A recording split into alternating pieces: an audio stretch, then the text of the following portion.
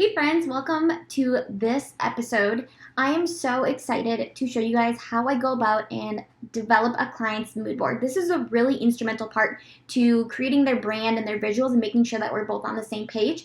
So I'm going to show you all the tools I use, and if you want, I have a freebie where you can download my exact templates because sometimes they're kind of hard to create that I have in Canva. So I'll link those below and get ready. All right, in just 5 minutes, I'm going to show you exactly how I go about creating a mood board for a client. So starting off, you need to create a Pinterest mood board or color, whatever. So I just went through, this is mine, and found photos that inspired me, like this one. I love family photo shoots. I love that light and airy photography style, you may notice. Brand photo shoots that inspire me. Colors, you could pin paintings, you could pin furniture. I mean, the options are endless, you guys.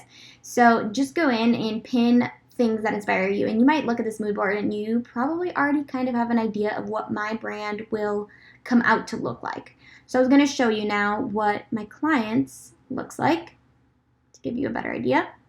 And so this is hers. She is a food blogger and she is a food photographer as well. So I would just honestly look at her photos, but this is what she pinned, and you can kind of already see that it's a little bit more bold in colors than mine, very classy. So then what I do is I will find a photo that I feel represents it well. I'll save that photo, and then I go into one of my favorite tools, which is the color palette generator for Canva, and I will upload an image, and I upload that free screenshot that I had, and it comes up with these cool colors, right? So then I go into Canva, and I will be linking below these mood boards I've created because I know that they can be really tricky to create sometimes. So I will link them, and you can go ahead and use a mood board that fits with your brand. Here's my mood board, by the way.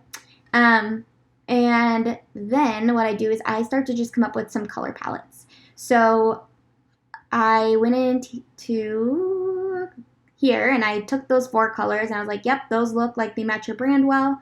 I put them in right here, but I needed one more color. I just thought 4 didn't seem enough, so I wanted 5. So I went into another tool called Coolers. I inserted those 4 colors, and if you click lock, you can lock them so that they don't change. And then I want to figure out a 5th color.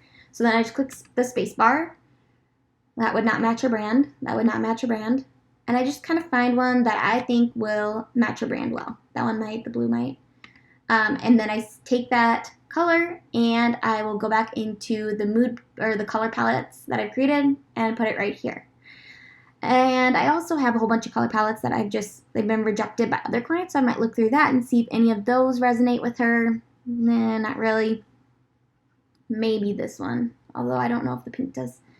And I come up with 4 different color palettes, and from there I will send them to her, and she can choose which one she feels reflects her brand and her ideal client will be the most drawn to.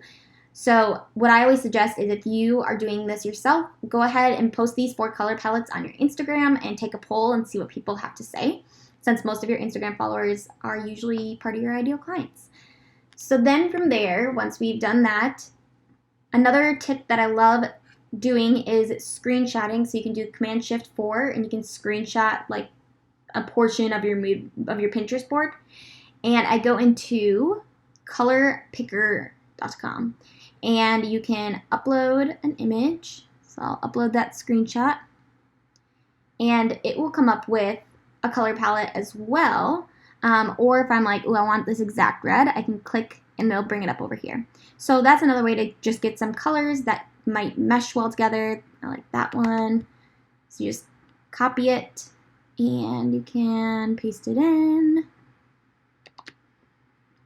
All right, so once you have sent them over to your Instagram people and you love this one, then it's time to input that into your mood board. So find the mood board that you feel reflects your style. If you have, I can't think of the word right now, a logo, you might want to choose one where you can feature your logo.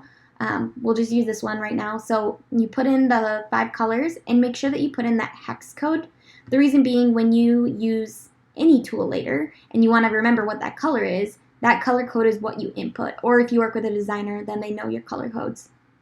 And then you can go ahead and upload different photos, and you're just creating the mood board that way. So the next step is to create your heading font and your body font. You could do a subheading font as well if you want. And the way I go about finding fonts, because it can definitely be tricky, when I'm pinning things, I always try to kind of pin fonts I feel inspired, but as you can see, she did not, which is totally fine. So then I'm going to go in and type in font combinations, and just knowing her brand, she told me she doesn't like the, the really flowy, like calligraphy like fonts. She's trying to, this is her business. So, I mean, she doesn't like this font, she told me, and she wants it to be easy to read. So I would go in and just find some easy to read, like this one, the Monster, whatever, and Charter. That might be a good combination. When you're thinking about fonts, there's a lot of psychology that goes into it, and I obviously cannot go into it in a 5-minute video. So just know that, if you are, let's say, a wedding photographer and you work with people who love timeless wedding photos and, are very family oriented, I would look at maybe doing a serif font. So this is called a serif if it has those little tails on the end. That's obviously kind of like an old timer font, whereas when it's like this, when it's really stretched out and it's sans serif, that is more modern. So if you're more of a brand that's your ideal client is modern, then maybe you're going to want to go with that. If you're a brand that works with, again, weddings, maybe you want the calligraphy font. So that is kind of a brief overview of what you can do when you're trying to figure out the strategy, and then go ahead and put that in, and then you have your mood board.